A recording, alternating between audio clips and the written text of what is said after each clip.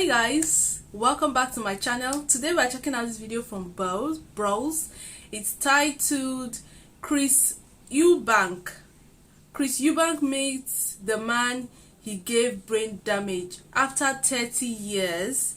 So Chris Eubank, as we all know, is a boxer, right? And so we are going to see his reaction when he meets one of the men he actually met in the boxing ring and gave a brain damage. This is going to be interesting, a little bit emotional, but I would love to see this with you guys.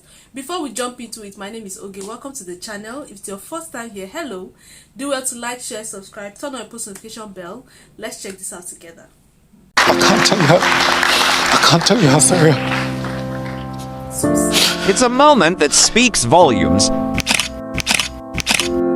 Chris Eubank, one of boxing's most flamboyant and fearless fighters, brought to tears, confronting a painful reality that haunted him for 3 decades. Eubank was on top of the world, a British boxing icon with a brash personality and a style that captivated fans and critics alike. Known for his eccentricity, sharp fashion, and poetic flair, Eubank was not just a fighter. He was a performer, a man who thrived under the spotlight. But on September 21st, 1991, under those very lights, something went tragically wrong. Eubank first met Michael Watson earlier that year. Watson, the lanky, skilled boxer with a calm demeanor, was a formidable opponent. Their first clash was a brutal, evenly matched contest, with both fighters pushing their limits. Eubank narrowly edged out Watson in a controversial decision, leaving a bitter taste in the mouths of many fans. But it was their rematch, just 3 months later, that would go down in history, not just for the fight, but for the devastating aftermath. The atmosphere in White Hart Lane was electric. This time, it wasn't just about skill. It was about pride, redemption, and proving who was the better man. Of course. From the opening bell, it was clear that both fighters had come with a point to prove. Watson pressed forward relentlessly, showing a level of aggression that Eubank hadn't seen before. The fight was a war of attrition, each round more punishing than the last, with Watson gradually gaining the upper hand. By the 11th round, Watson was in control, landing clean shots and putting Eubank on the defensive. Then, in the dying moments of the round, Watson connected with a combination that sent Eubank crashing to the canvas. It was the first knockdown of Eubank's career, and it seemed like the end was near. But as Watson moved in for the finish, Eubank, summoning all his strength, unleashed a desperate uppercut that caught Watson flush. The punch was brutal, snapping Watson's head back. Watson staggered, dazed, but somehow made it to his feet to start the 12th round. What followed was a harrowing scene. Eubank, fueled by adrenaline and desperation, launched an onslaught that left Watson helpless in the corner, forcing the referee to step in. He's going to dive in, and he stopped it in the last round. As Eubank celebrated his improbable victory, Watson collapsed in his corner, his legs giving way beneath him.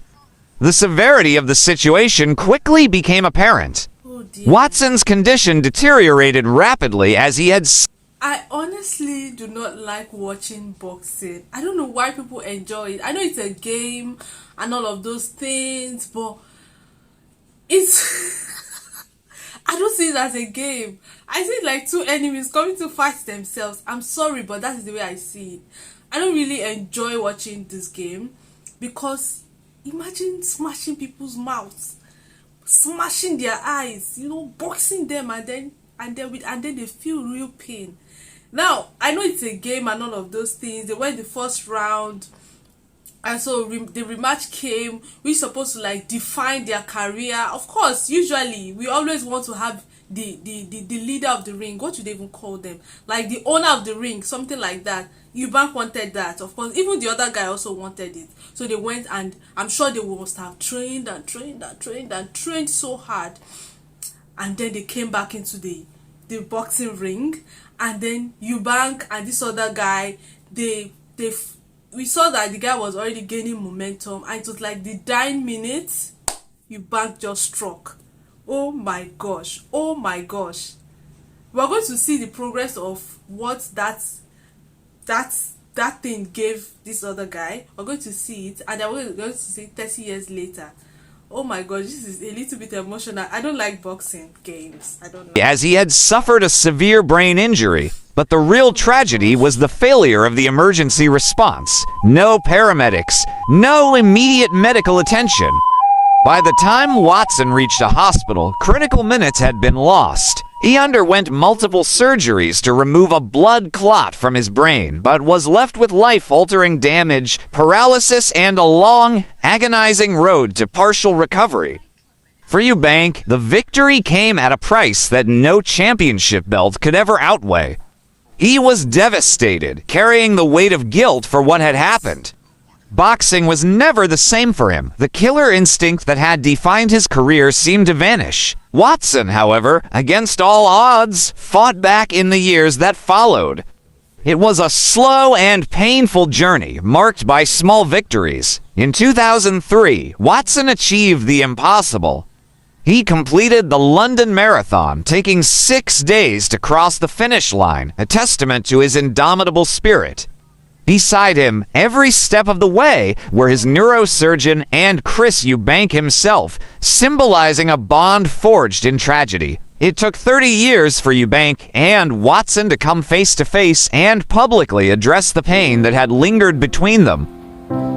You know, him having to go through what he's gone through and to still be here and to... Honestly, this has to be the most excruciating pain anyone would ever want to go through in their career. Now he became the winner, but it came with a very painful price. Imagine you being the winner, and then you have to put another person down. Do you know how I mean, and I know that the other guy will be going through so much, but he is going to be carrying the bulk of the pain, because he's going to see as a killer. Do you understand? He's going to go through, and then this guy went through so much. Oh my god, paralysis. He couldn't walk for a while. Oh my gosh, this is so painful. Now we're going to see his reaction after 30 years. Man. It's, you know, I can't tell you how sorry. I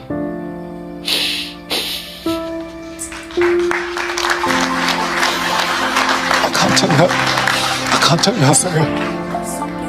Yeah, it's Come on, Chris, it's alright, it's okay, bro. Let's move on in life. Peace and love. I love you, Chris. That's all in the past. Let's move on in life, Chris. We're here together. Let's live in love. I love you, Chris. Let's move on. We are born warriors. We are real. God bless you, Chris. One love. God bless.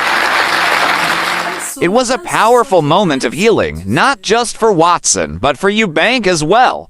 A reminder of the fragility of life and the resilience of the human spirit. The echoes of that tragic night in 1991 reverberated years later when Eubank's son, Chris Eubank Jr., faced Nick Blackwell in the ring. Blackwell was a tough, relentless fighter, willing to endure any punishment to achieve victory. As Eubank Jr. landed punishing uppercuts, Chris Eubank Sr., watching ringside, was taken back to the fight with Watson. He saw the danger and remembered the consequences. He's blocking a lot of these, but he needs to fight back.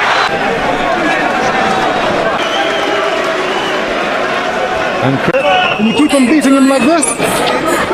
One, he's getting hurt. Two, if it goes to a decision, why hasn't the referee stopped the fight? I don't get why. So maybe you shouldn't leave it to the referee. But you're not going to take him out to the face. You're going to take him out to the body.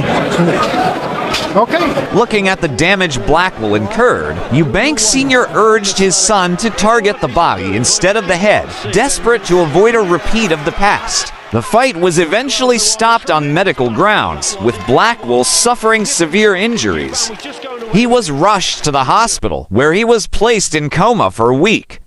Thankfully, due to quicker intervention, Blackwell survived, though his boxing career was over. The doctors managed to stop the bleeding in his skull. But in 2016, Blackwell, now a trainer, was rushed to the hospital while he tried to spar.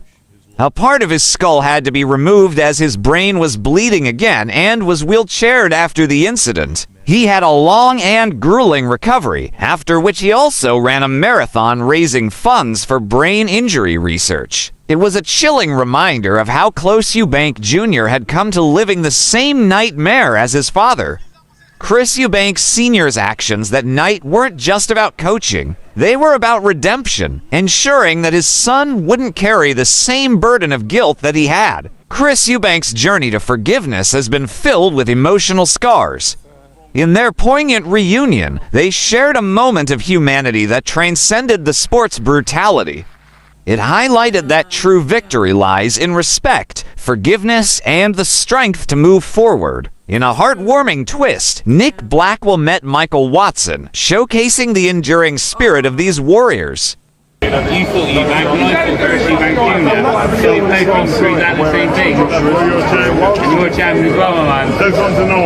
Exactly. He's a guy that's also got we are the boys. We are the boys. It's a reminder of the sport's capacity for healing and connection.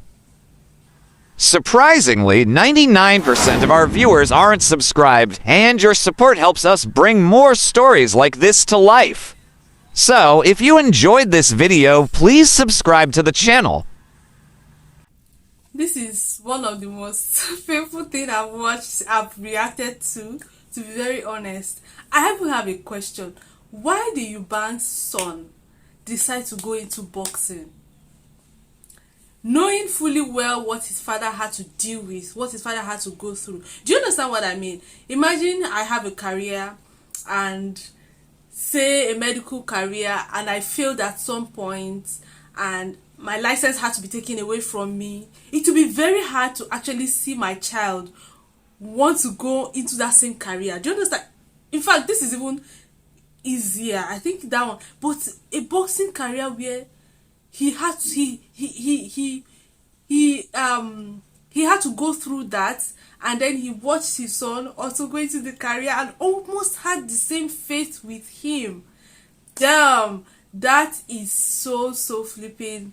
I mean, excruciating. I don't know how to feel, but I'm so happy that, you know, the other guy Eubank fought with, I'm so happy that, you know, he accepted him, he forgave him, they are cool, they are okay. One thing I want to mention about Chris Eubank is he's such a brave man. He's a very humble man. Yes, because it takes somebody with so much humility to actually come to the realization that he made this person he made this person like this. Some people will say, well, it was just a game. I mean, it would have been me. Do you get? Some people would have felt that way or even said such things. But we could see his expression. Even when his son was in the boxing ring, he went to tell the son, just so that the son doesn't have to go through what he went through. Went there to tell the son, don't target the head, target the body, okay? Target the body, don't target the head. You know? So we could see that Chris Eubank is such a brave man, very humble person. Yes, very humble person, because it was very difficult for him to actually live with that pain. I'm telling you, I can't even imagine. I don't know why people like this game. Why is boxing a game? Like, why is it really a game? Please, someone should please explain to me in the comment section. Why is boxing a game? People go through serious brain damage.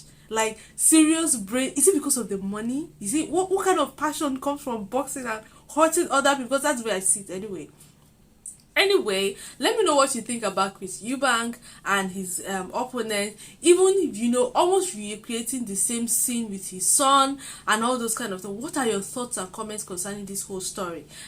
Do well to like, share, subscribe, turn on post notification bell, and I'll see you in my next episode. Bye.